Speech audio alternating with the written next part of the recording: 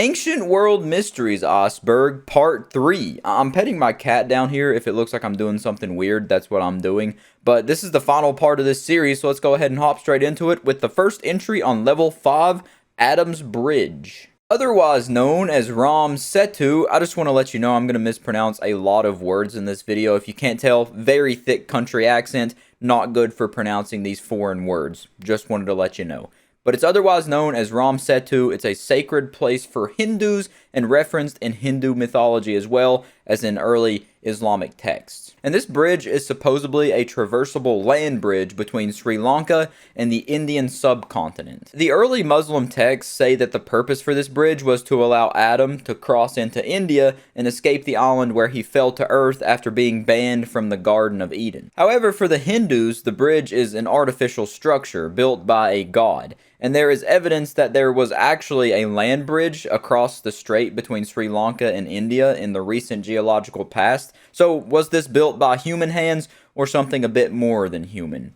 Who knows? Laos Plain of Jars. In Phalsavan, Laos, there are thousands of these jars made of stone, believed to have once stored either human remains or rice wine. I know that's a very big difference between those two things, but now, mysteriously, they lie in ruin, with much of them being unknown. And my cat's leaving, he's already bored. But to dig a bit under the surface level, these stones range from 3 to 10 feet in height and can weigh up to 14 tons.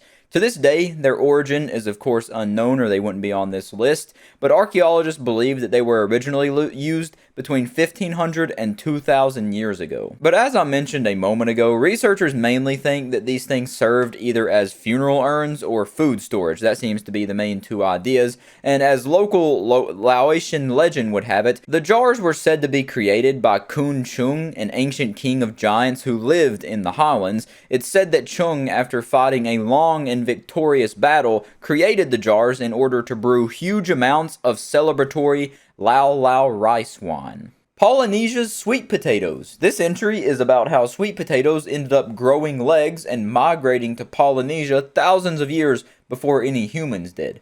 I'm joking, of course, but they really don't know how these vegetables ended up being in Polynesia when they did, considering the people of the Americas and South Pacific shouldn't have been in contact at this time, leaving no way for the sweet potatoes to make their way to Polynesia during the time period. And this has sparked a decades-long debate about when the first contact of these ancient peoples were, but a new study suggests that the sweet potato beat people to the South Pacific Islands by at least 100,000 years. But this isn't concrete, and some say the sweet potatoes were already native to this area, but the debate is still waging like a never-ending war, and we'll just honestly never know. The lost city of Dvaraka. To start, the name Dvaraka means gateway to heaven, and it's at this location that, according to Hindu text, Lord Krishna, the 8th avatar of Vishnu, is believed to have resided. Krishna is said to have built Dvaraka by raising a vast swath of land from the seabed to form his city. And an ancient temple still exists on the site, but what was the purpose of giving this city the name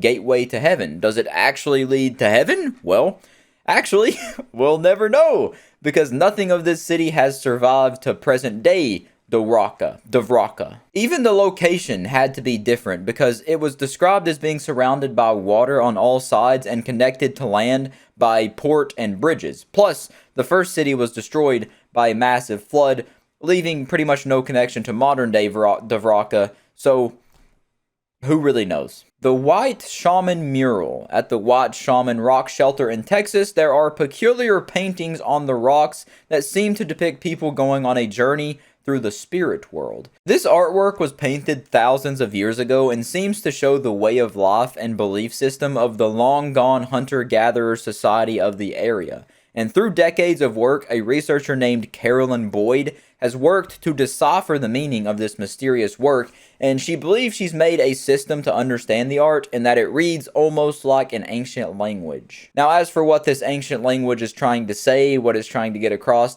I'm not too sure, so that's where I'm going to end the entry. The tunnels at Baiae. Baiae is located in the southern Italian region of Campania and was a seaside resort for the wealthy inhabitants of Rome. Unfortunately, over the centuries, local volcanic activity has caused much of the ancient resort to be submerged underwater, And in 1932, the entrance to an unknown antrum, which is a chamber, was discovered by an Italian archaeologist named Amedeo Maiori. But he and his crew only penetrated the tunnel a couple of feet, so they didn't have the proper tools for the job. And it wasn't until an amateur archaeologist in the 1960s named Robert Paget, who was from Britain, came along that the antrum was much more explored and they actually discovered something pretty interesting. So while he and his crew of volunteers were excavating, they discovered that it was a much more complex system of tunnels, and based on his findings, Paget speculated that it was the legendary Cave of the Sibyl that was described by ancient authors. And this Sibyl, which means prophetess, is said to be a woman named Amalthea, I'm sorry, I'm pronouncing that very wrong, who lived in a cave in the Phlegrean Fields. I can't pronounce these words, man. The E's and A's are getting to me. But these fields are the area around the tunnel that they discovered. And according to Paget, the features of the tunnel system suggest that it was constructed to mimic the visit to the mythical underworld of the Greeks. For instance, the underground stream of sulfurous water may have represented the river Styx, which is what the newly dead have to traverse in order to enter Hades. And Paget also speculated that a boat would have been waiting to ferry visitors across this area, and at the end of the stream was a flight of stairs that led to a hidden sanctuary,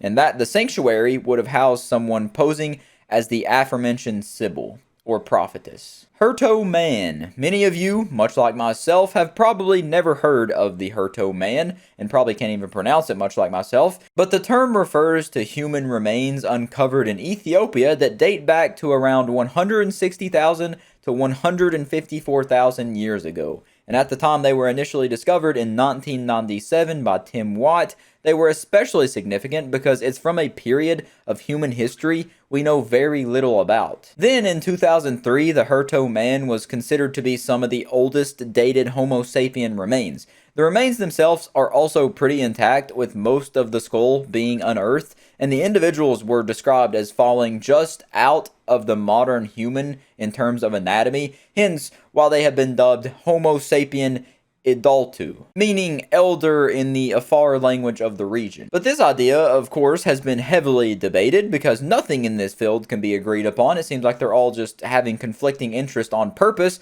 but regardless of all that, these remains are very close relatives to us, if nothing else. Hanging coffins of China, also known as China's mysterious sky graveyard, are an ancient funeral custom that, as you can see, is quite the opposite of the modern 6 feet deep burial, and the most famous of these coffins come from the now extinct Bo people. And how the coffins are able to stay in these locations is by using beams projecting outwards from vertical mountain faces, or by being put in caves, or they just set on natural rock projections on these mountain faces. But the reason the Bo people use this very strange to us burial method is very unknown, obviously. It wouldn't be on this chart if it wasn't, because they no longer exist and we can't exactly ask them. But a possible theorized reason could be so that the dead just couldn't be disturbed. It would be harder for them to disturb them on mountain faces as opposed to like digging up their bodies. Land of Punt, also known as God's Land, was a faraway realm rich in incense, ebony, and gold. But the only issue now is that it pulled in Atlantis and nobody knows where it is, where it went, or if it even existed. Pretty much all the evidence we have of this land comes from the Egyptians who were in trade with the Punt people for thousands of years, but though we have all these stories and descriptions of Punt, no one ever made a map, wrote down the location, the general direction, or anything. They didn't put up signs saying, Punt this way, no flashing arrows, nothing like that. No guidance whatsoever. Almost as if they didn't want anybody to know where it was. Maybe it was their dirty little secret or something. But since the 19th century, scholars have blindly guessed as to where this place could have been. Basically like closing their eyes and throwing a dart at a map. They say it's got to be somewhere around the Red Sea in places like Syria, Sinai, southern Arabia, eastern Sudan, northern Ethiopia, Somalia, Kenya, and those are all according to different Egyptologists. Egyptologist is a very weird word to me as well. I feel like it's just, you put ologist at the end of anything to make it sound official, and then when you realize how weird the word is, like Egyptologist, it just sounds goofy. Like, I could say I was a penisologist, right? Specialized in penises or something. But to get back to this, none of these have been able to be successfully proven at all, the locations for the land of Punt. So it seems that Punt almost exists in a void, or secluded in a bubble away from all the other land on Earth. In a pocket dimension. Or maybe the Egyptians just created this elaborate ruse to fool us a couple centuries down the road. Pyramids of Argolis. This is referring to a structure called the Pyramid of Hellinikon that is located 9 kilometers from the city of Argos near the Isenos River. A lot of hard words in this. And the pyramid itself is proof of mythology and suggests a relation between Argos and Egyptian civilization. And the controversy around this pyramid lies around the time it was constructed. But based on the excavations, it dates back all the way to the late 4th century. But using newer methods, its construction might overlap with the constructions of the pyramids of Egypt, but the first theory seems to be more plausible as of now. And now on to the theories of the pyramid's use. According to the Greek traveler Pausanias, I guess that's how you say that, but he wrote in the 2nd century AD that the pyramid was a common tomb for soldiers, and others refer to this pyramid as a frictoria, which is a tower used to send smoke signals. But the most believed idea is that it served as a small observatory to control the surrounding area. Ogodad, also referred to as the Hehu or the Infinites, were the celestial rulers of a cosmic age and thought to have appeared long before the Egyptian religious system we currently recognize. But the Ogodad themselves were concerned with conserving the celestial world and making it flourish, and later on indirectly creating the human race. And the Ogodad consisted of 4 couples, 8 individual deities, and they relate to 4 main elements of water, air, light, and time. And they serve to keep each other as well as the nature of the cosmos in perfect balance, as all things should be. And the names of these 8 deities are Amun and Amunet. They were the caretakers of the air. Kuk and Koket were the harbingers of darkness. Nu and Nonet were responsible for the development and continued renewal of the primordial waters of the universe. Ha and Ha-Het, the last pair, were weighted with the responsibility of maintaining eternity and infinity. Also, if you didn't catch on to the pattern between the names, the first name in each of these pairs represents the male deity, and then the second name represents a female deity, once again going back to that balance that they love so much in the mythology. But since the time of the ancient Egyptians of the Old Kingdom, this pantheon has died out and been replaced by the Egyptian gods we're more familiar with, and it's believed the Ogodad's undoing was because of their own lack to keep themselves balanced. All things come around in the end. It's ironic. What are ley lines? This is a term you've probably heard used more than a gas station toilet if you've watched any conspiracy theory videos, because it's a term that they throw around to make their theories seem more plausible with big fancy words. But in short, these are lines that connect the universe through monuments and landforms. They were first theorized in 1921 by Alfred Watkins when he noticed that ancient sites all over the world sort of just fell into alignment with each other. And naturally, this idea is heavily contested, with many calling it just a bunch of hoopla, and the connections are merely just a coincidence, which is personally what I believe, but what do you care what I believe? And people have created their own ley lines even, drawing lines proving that anything can connect, like pizza restaurants to movie theaters, etc., etc. Basically saying that the connection isn't special, you can connect things, doesn't matter what they are. Who were the Guanches? Archaeologists have been wondering for a long time where this indigenous tribe of the Canary Islands in the Atlantic Ocean originated from. The theories range from them being Celtic, Viking, or even Atlantean, and according to a 2019 DNA study from ancient mummies, they are thought to be most likely Berbers from North Africa who arrived in the Canaries around 100 AD, maybe even far before that, but that doesn't solve the mystery because many questions still remain unanswered, and I don't really have the time to go into all of them, so research this yourself if it interests you. Sajama Lines. These are an ancient network of prehistoric linear paths that are located in the highlands of western Bolivia near the Nevado Sajama volcano. These lines cover an area of 22,525 square kilometers, and not surprisingly, very little is known about them. I feel like I shouldn't have to keep saying that for every entry, but I'm going to. Anyways, they don't know who made these lines, and some suggest that the time period they were made in could be as early as 1000 BC, and they think it might have even actually took generations to be completed. But as for how they were constructed, it's believed that the method involved scraping aside dark oxidized rock and soil on the surface to reveal a lighter subsurface layer. And the lines themselves, they pass through some pretty tough terrain, so it's impressive for whoever did this. I give them a good noodle star for effort. And the theory for their purpose is that the lines were used by the indigenous people to navigate their routes on their journeys to sacred sites. And also that they connected with the villages around the landscape, basically like an ancient road system of sorts. And also the lines were connected with shrines that were constructed at points where the lines intersected. That's also a weird little tidbit of information. So a lot of stuff is going on here with just some simple, yet not really simple, lines on the ground. Iron Pillar of Delhi. At just a glance, this appears to be, well, nothing more than an ordinary iron pillar, but if that were the case, it wouldn't be on this Ancient World Mysteries iceberg now, would it? So what is the deal with this pillar? Calm down, I'm gonna get to that, but first, pillar lore. This pillar stands in a completely empty square in Qutbi complex in India, and it's 7.3 meters or about 24 feet tall for you Americans out there. But upon closer look, this pillar is made of iron, and considering it's 1,600 years old and has been exposed to harsh elements, it should have turned to a rust pile long ago. So that's the mystery. But unfortunately, it doesn't involve alien metal workers making this out of adamantium or something crazy like that from a foreign planet.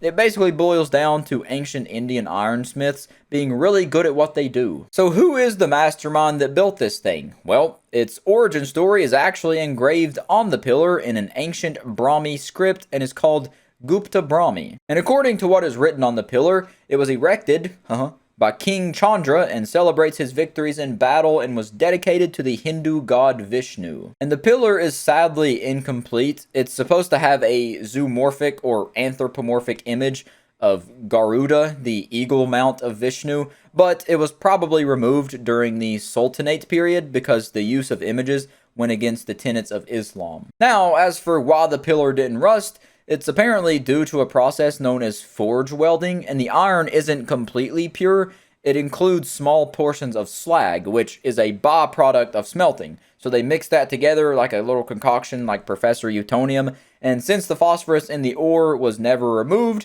it created a passive protective film that is corrosion retardant. This is the only time I've found a pillar interesting whatsoever, so good job. Paracas Candelabra is a massive geoglyph in Peru that measures over 600 feet from tip to tip, that could represent anything from a god's trident to a hallucinogenic plant.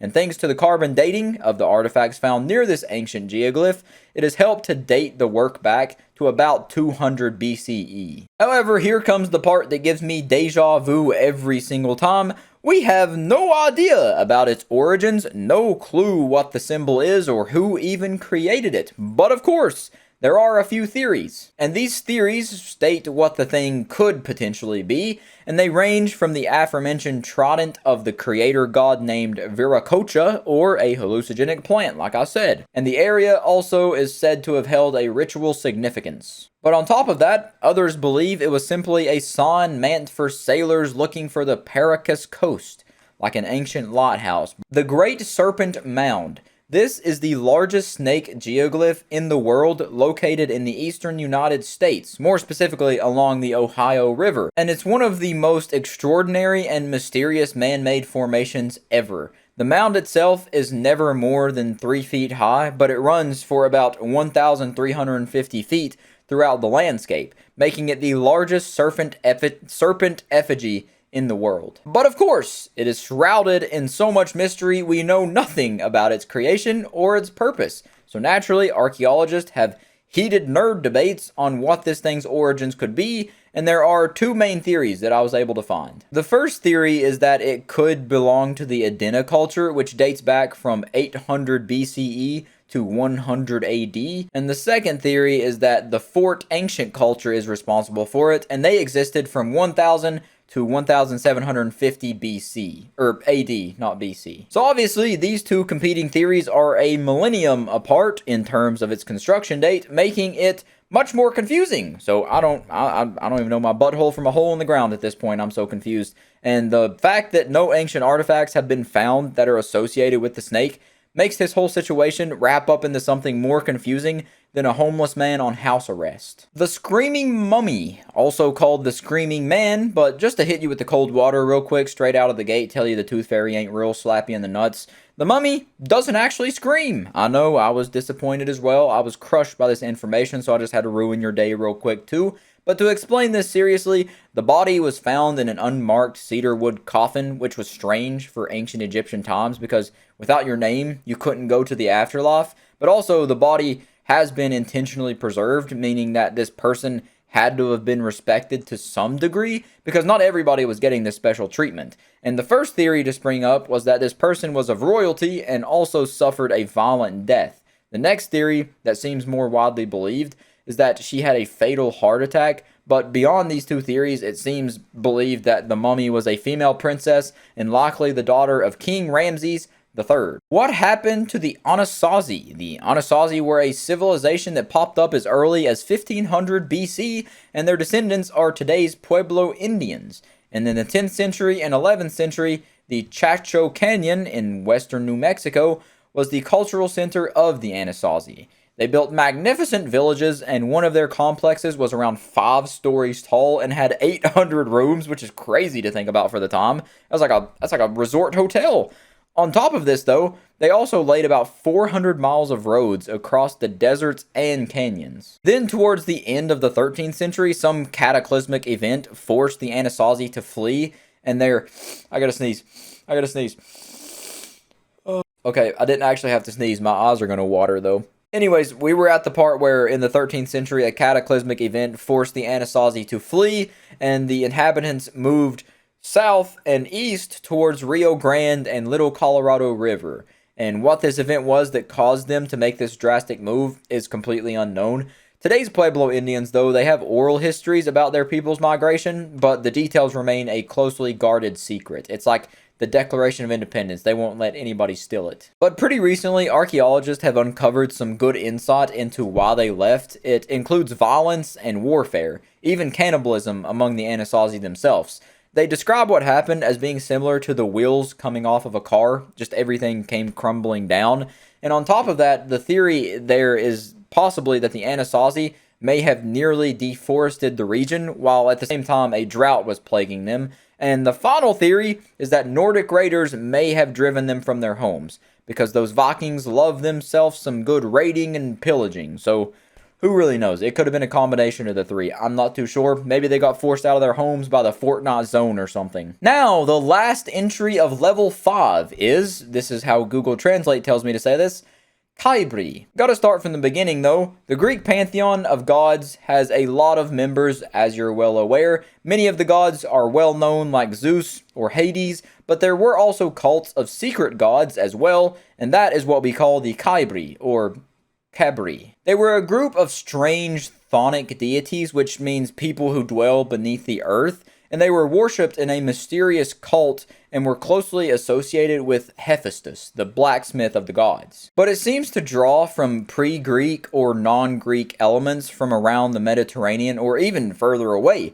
Elements of older cultures were also fused in this mystery cult, like Thracians, Tyrrhenians, Pelasgians, Phrygians, and the Hittites were fused together in this cult. I pronounced none of those words right, I'm sure. But at the heart of the Cabeiri were a group of gods who were worshipped by the initiated, and the identities of these gods are not at all easy to find out, and the cult's mysteries is limited by the secrecy of this cult. They didn't let any information come out. But the gods we do know about are the twin gods known as daimons, and these two oversaw the dances of Samothrace in honor of the fertility goddess Demeter, her daughter Persephone, and the divine witch Hecate. And this pair were well-known metal workers, the dwarvish sons of the god Hephaestus. That's a lot of information to take in. Hope you're following along. Hope you didn't doze off during this bit. However, the identities of the other gods in this thing, because there were other gods in this thing, were worshipped in very much huge secrecy. And just like every other topic, pretty much, there's a lot more information you can dive into if you're interested, so go look it up. The lore is deep on pretty much every one of these entries. I'm just trying to sum it up and give it to you short and sweet. Now we're growing a big old beard and stuff, going down to level 6, the final level of this Iceberg chart. The first entry is Adam's Calendar, and this may just be the oldest man-made structure which is still in existence. That was, funnily enough, discovered in 2003 by complete accident when Jonah Heine crashed his plane into a mountainside, and it was in an extremely remote location, so the odds of this is very low. So if he wouldn't have crashed there, this probably would have never been discovered. But as for what he discovered, it was a truly ancient stone calendar, with the dates going back to as far as 300,000 years ago on these stones. Which, just in case you don't know, that is way before any evidence of human civilization that we know of. So this could actually rewrite human history as we know it, unironically. But of course, some people's initial reaction to this discovery is, aliens did it! Aliens built it! Aliens did it!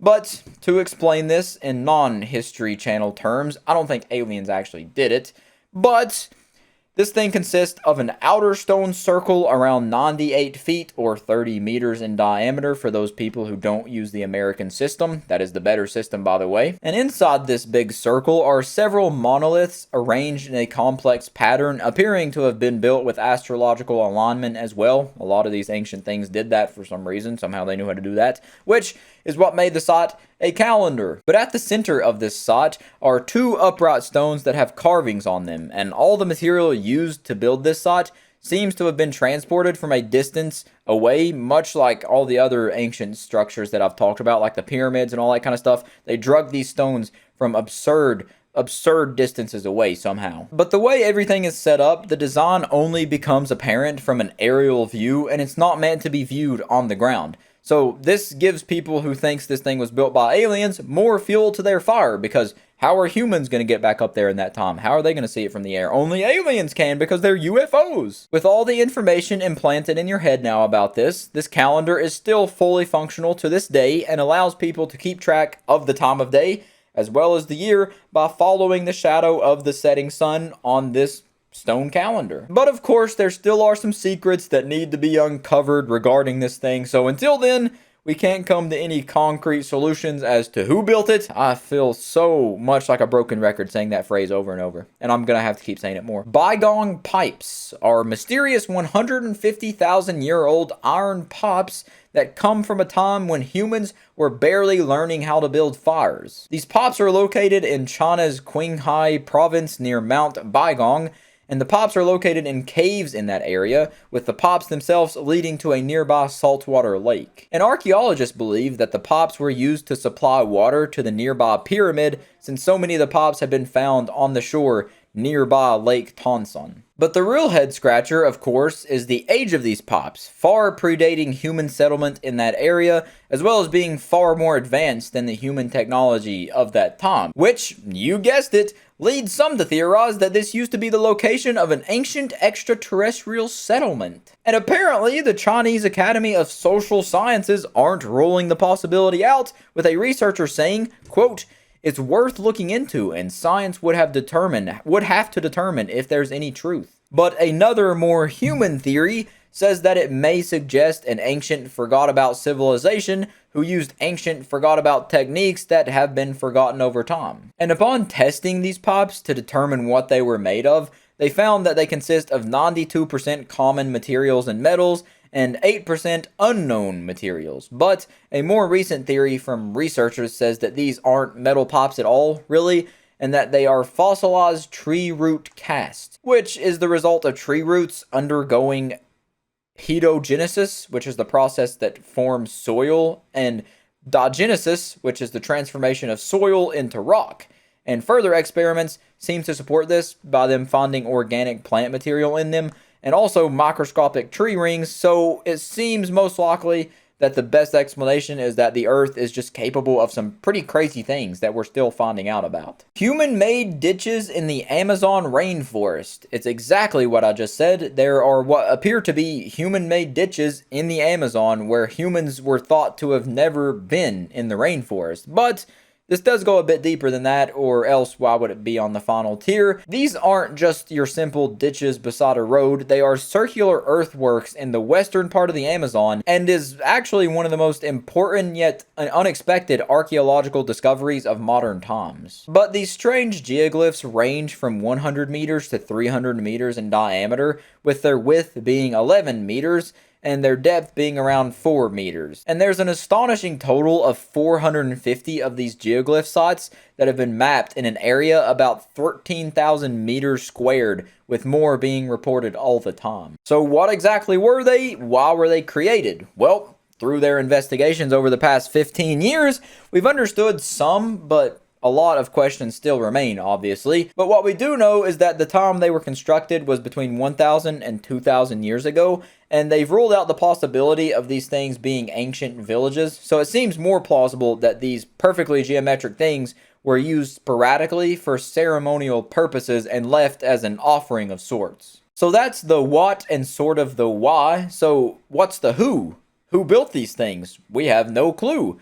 And they haven't actually been able to find any evidence of associated local settlement populations, so the knowledge they can use to build a story behind these things is very limited. And here it comes once again. Get ready for it. Go ahead and plug your ears. You're not going to want to hear it again.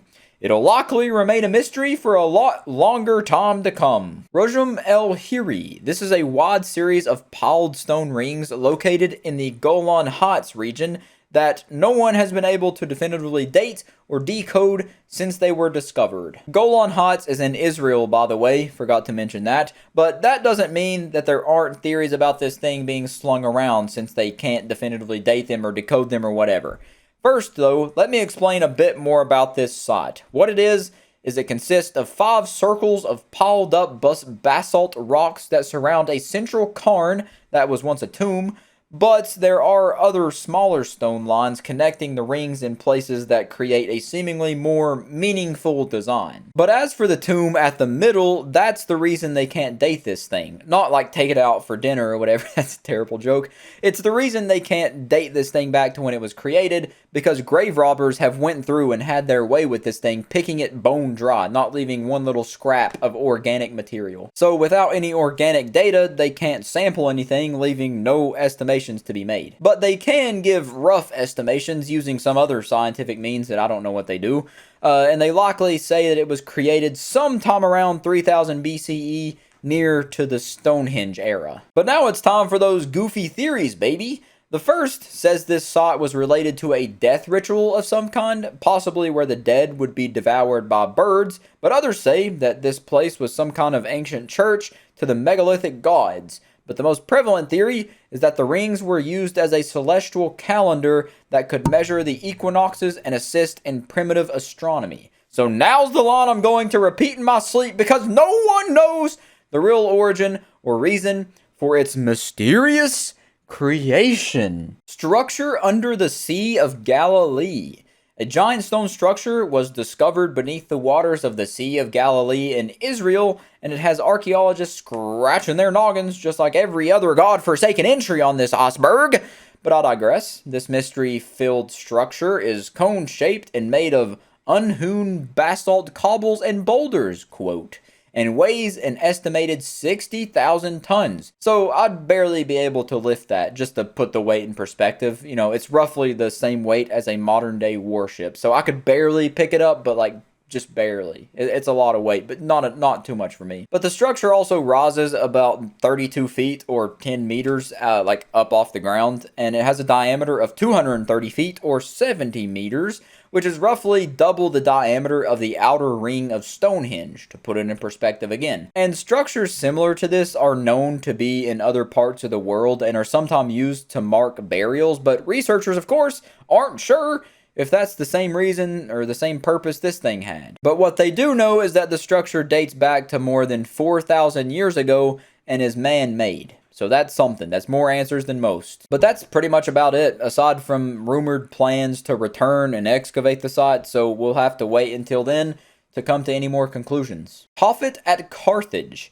Ancient Carthage was a city in modern Tunisia on the north coast of Africa, more than 2 millennia ago. It reached the peak of its civilization in the 4th century BC and was one of the largest metropolises in the world at the time, being a major rival to Rome, which ultimately led to their destruction at the hands of Rome in 146 BC. And this resulted in much of their culture being lost and absorbed into Roman culture, one of those things being the Tophet. It was lost, and a Tophet, what it was a sacred site used for sacrifices to appease a god.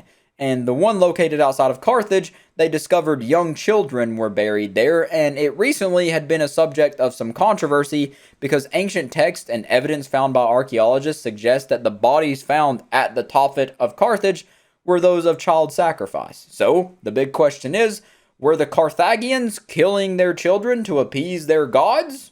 Maybe. But many are unsatisfied with this conclusion, much like your mother is after I get done with her. I just roasted myself. But the reason they're unsatisfied is that they point out that the archaeological evidence is too sparse to make such conclusions. And some historians even claim the evidence is inconclusive because the text could have been written with ulterior motives, such as Rome's antagonistic feelings to Carthage throughout the wars. So this could have been like a fake thing wrote by Rome to make Carthage look bad. Like, oh, they're doing child sacrifices over here. It's so petty.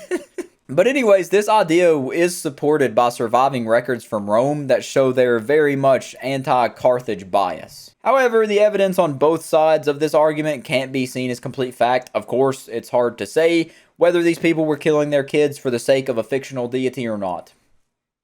Why did the Cucuteni-Trypillia culture burn down their houses? Many of the cultures who echo throughout time are remembered for one main reason. They left behind ruins. And this group of ancient Europeans we're discussing here didn't do that.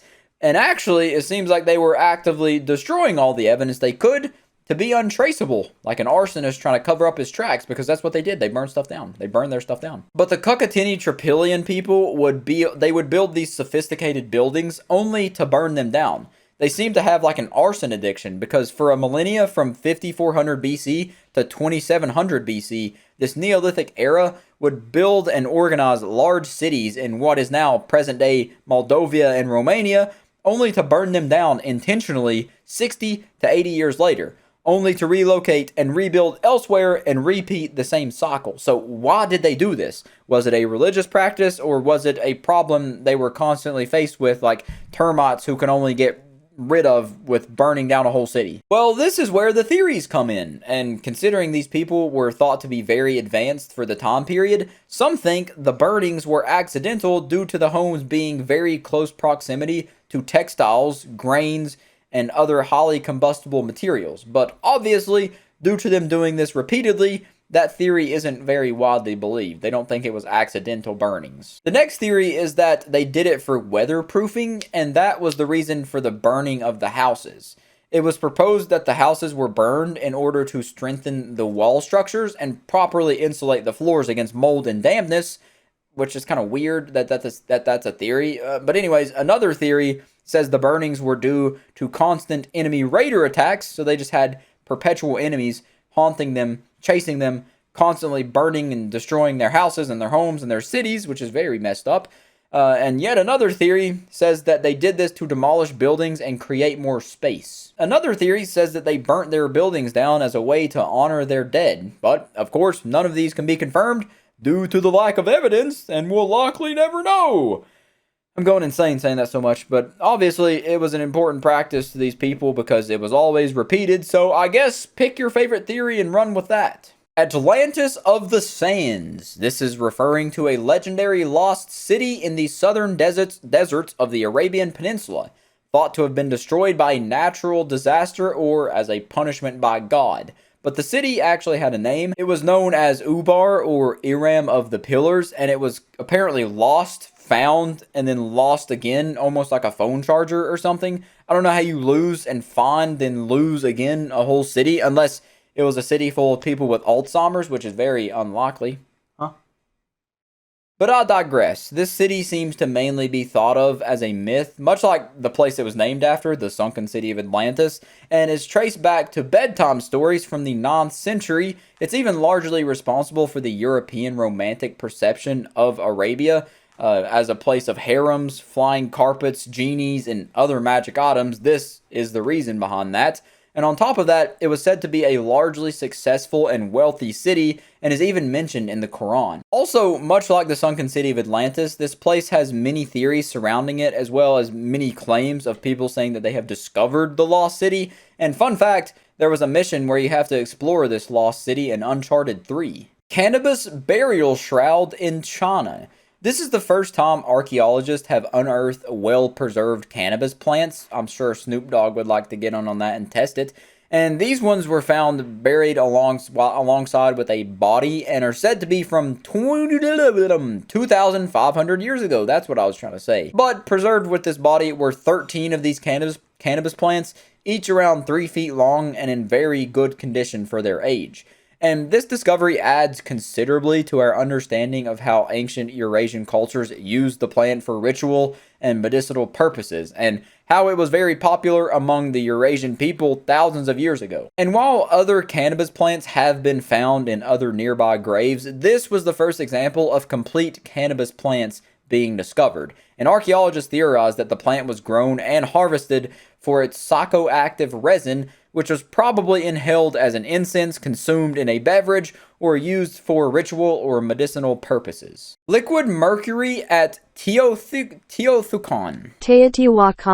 I'm being told that's pronounced Teotihuacan. So, Teotihuacan was a great city of the Mesoamericas in Mexico, known to the Aztecs as the City of the Gods. There's a lot of these City of the Gods, I'm realizing now. But this place has bamboozled researchers for a long time. These researchers are really getting bamboozled, befuddled by a lot of these entries on here, I'm realizing as well. I'm realizing a lot of stuff right now. I'm having a mental breakdown. Anyways, the show goes on. It was very large, being the home for 120,000 people, and was built around the famous Avenue of the Dead. The show goes on. The show goes on, and there are 3 pyramids that link the avenue: the Pyramid of the Sun, the Moon, and the Feathered Serpent. What the fuck is that word? Quetzalcoatl.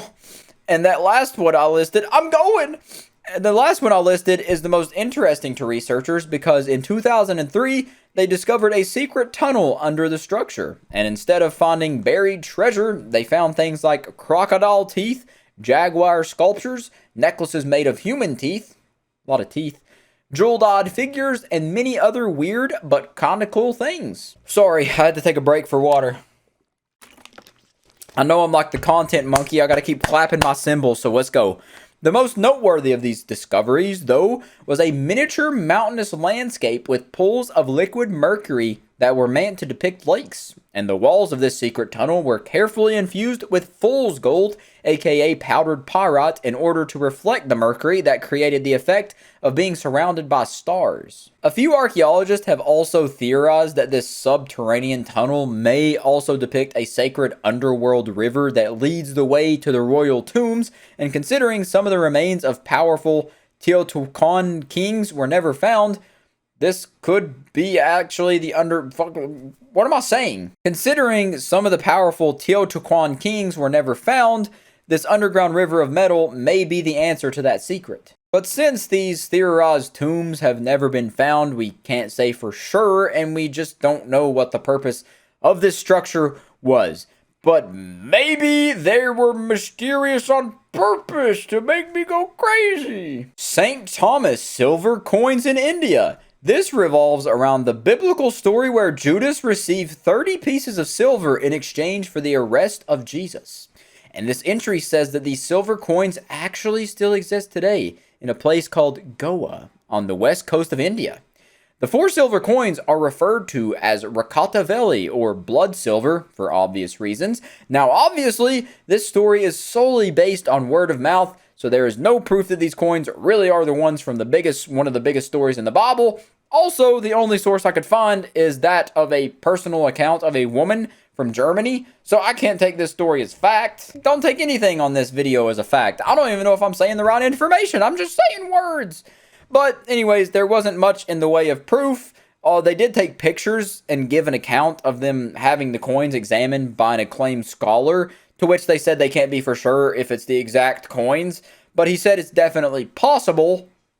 So, but that's a good answer. I can't say for sure that it is, but it's possible. Shut up. You're not a scholar. You're guessing. You're stupid. I'm not a scholar, and I could give them the same answer. If she walked up to me with those silver coins and said, are these the coins that Judas received to betray Jesus? I would say, I can't say for sure, but it's definitely possible, and it would hold just as much weight as what he told you, because it's the same sentence, the same sentiment. So this seems to boil down to, I believe these are the coins Judas received to snitch on Jesus. One scholar was neutral, so let's just go off my belief and say these are real. The Griffin Warrior Tomb. This one singular Greek tomb is causing archaeologists to wet their pants and change everything they thought they knew about the roots of Western civilization. This tomb was discovered near the ancient palace of Nestor on a hilltop near Palos on the southwest coast of Greece.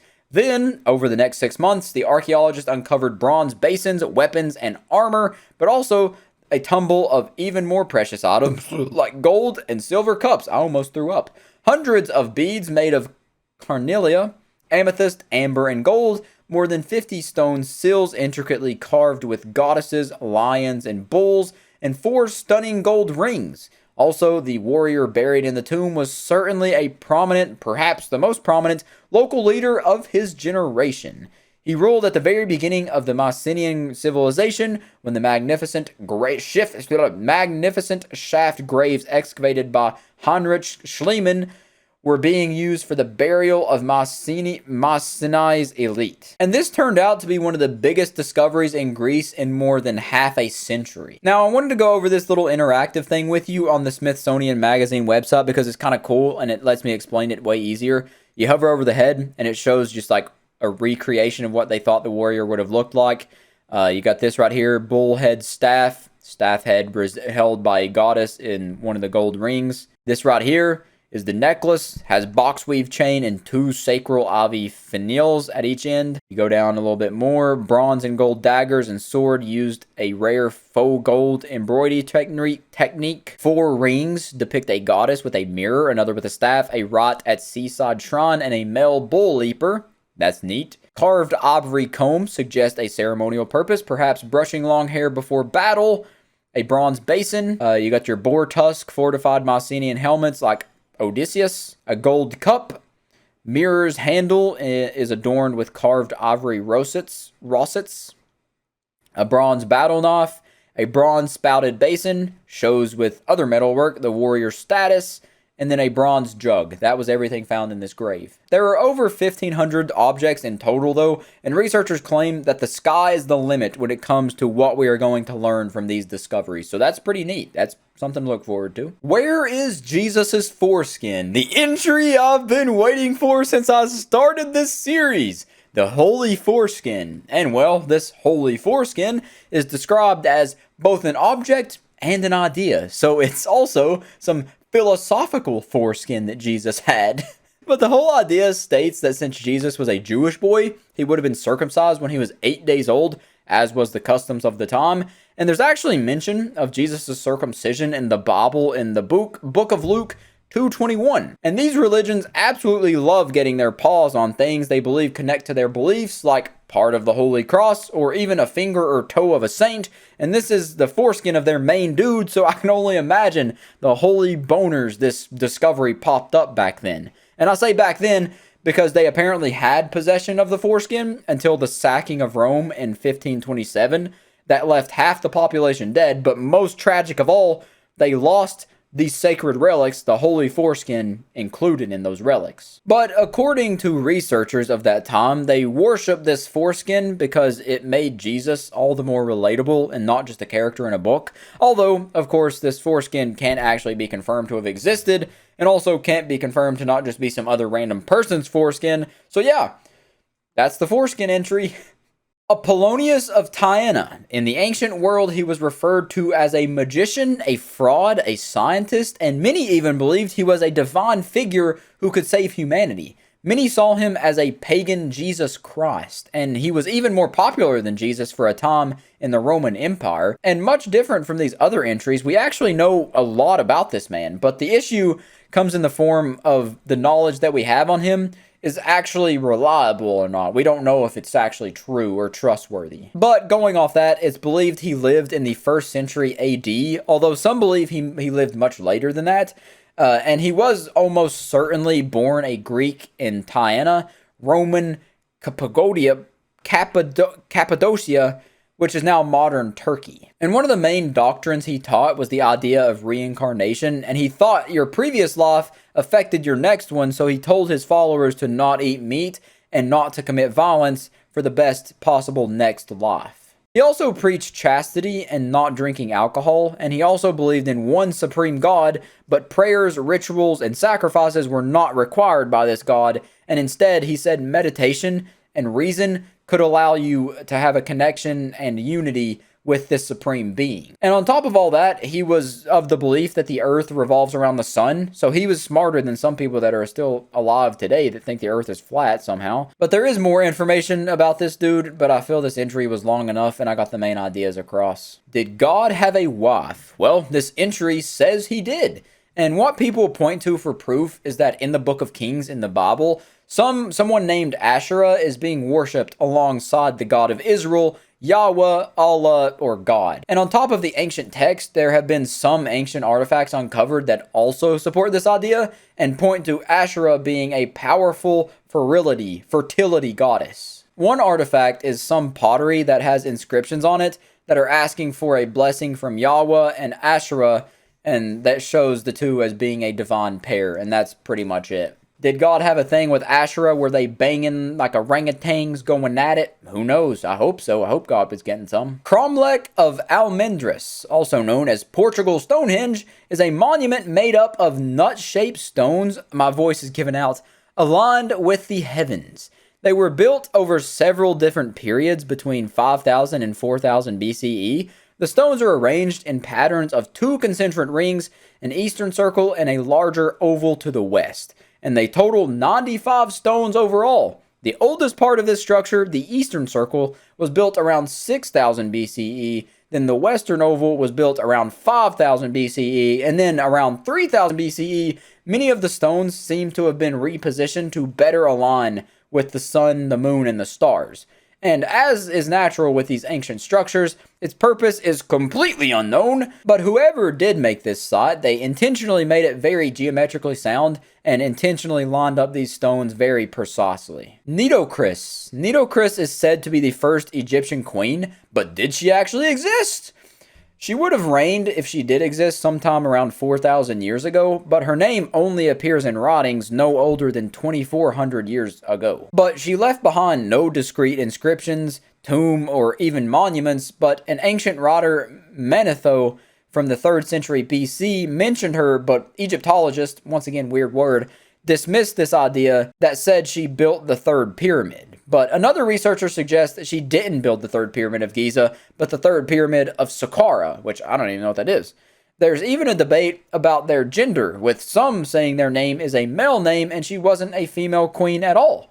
And other Egyptologists, which still sounds so goofy saying that word out loud, but it sounds official, so whatever. But they say it's most likely that she was the wife of Manri Nemtiyemsaf II, who was an ancient Egyptian pharaoh that ruled for just 1 year after Pepi died. And the time she could have ruled is even all over the place, with some saying she ruled 3 years, or 6 years, or 12 years, and the ancient writer I mentioned a minute ago, Manetho, says she ruled for 12 years and that she was braver than men and physically beautiful. And that's all the detail he gives.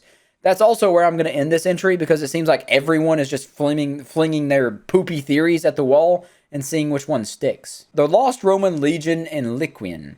In 53 BCE, the Roman army suffered a catastrophic loss at Parthia at the Battle of Carrhae. And after this, they moved to the eastern front of the Parthian Empire before finding their way into battle with Chinese troops. And afterwards, these out-of-place legionnaires were moved by the Western Han Dynasty. My voice is dying, I regret screaming earlier.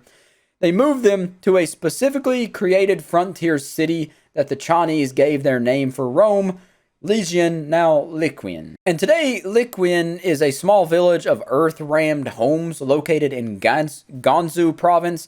And since the publication of A Rome City in China, that has led to many researchers visiting and coming up with theories, all trying to find the answer to, did a Roman legion settle in ancient China? Because this legion seems to have disappeared. And apparently the locals believe this story about the Romans, but no one can be for sure if the people there today are descendants from Romans or not. Although the DNA tests that have been done on the villagers do say they have foreign DNA, it doesn't automatically mean it's from the ancient Roman origin. So who knows what the true story is here? Much like every other entry, it's driving me insane and making me lose my voice. But one thing is true, and that is that this story has caused this remote area to receive some tourism, and it seems like that's been good for the area, so we get a nice little fairy tale ending for this one. The Siberian Ice Maiden is a mummy of a tattooed Scythian Siberian noblewoman who is believed to have had supernatural powers, and the contents of her tomb in the Ukok Plateau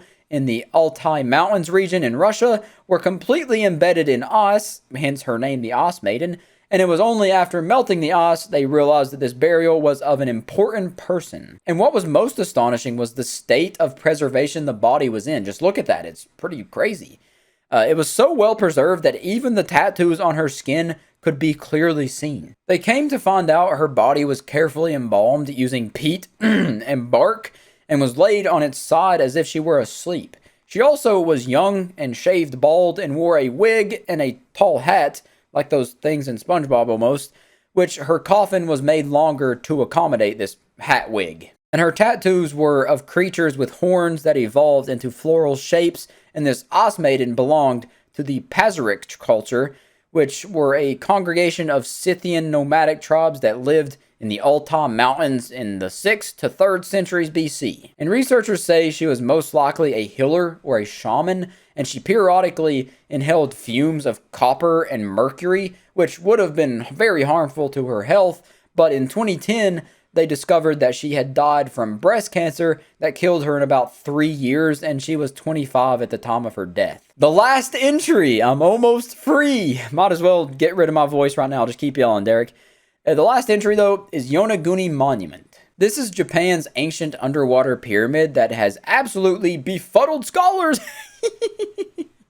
But located lying just below the waters of the Yonaguni-jima are submerged stone structures that are actually the ruins of a Japanese Atlantis, or an ancient city that was sunk by an earthquake about 2,000 years ago. That's at least the theory of Masaki Kimura, a marine biologist who has been diving at the site to measure and map information for about 15 years. And apparently every time he returns to the dive boat, he is more convinced than ever that below him rests a 5,000-year-old city. Also, according to him, the largest structure looks like a complicated monolithic stepped pyramid that rises from a depth of 25 meters or 82 feet. But of course, just like every other sunken city story, this one has a lot of controversies. Quote, I'm not convinced that any of the major features or structures are man-made steps or terraces, but that they're all natural, said Robert Scotch, a professor of science and mathematics at Boston University who has dived at the site. But the people who do believe it's a sunken city believe that the structures could be all that's left of Mu, a fabled Pacific civilization rumored to have vanished beneath the waves. And even Kimura himself initially thought that this was all purely natural, but he changed his mind after diving the first time at the location, saying, quote, I think it's very difficult to explain away the origin as being purely natural because the vast amount of evidence of man's influences on the structures. This evidence includes character and animal monuments in the water, and even rudimentary characters etched onto carved rock faces. Quote, whoever created the city, most of it apparently sank in one of the huge seismic events that this part of the Pacific Rim is famous for, Kimura said. Also, there have been similar structures on a nearby coast that have charcoal dated back to about 1600 years ago, which could support the ancient inhabitants theory, but according to the expert diver in this area, Kimura, he says, quote, the best way to get a definitive answer about their origins is to keep going back and collecting more evidence. So that's what he keeps continuing to do. And he follows that up by saying, quote, If I'd not had a chance to see these structures for myself, I might be skeptical as well. And that's it! It's finally over! No outro, just click off the video. I'm done. Freedom!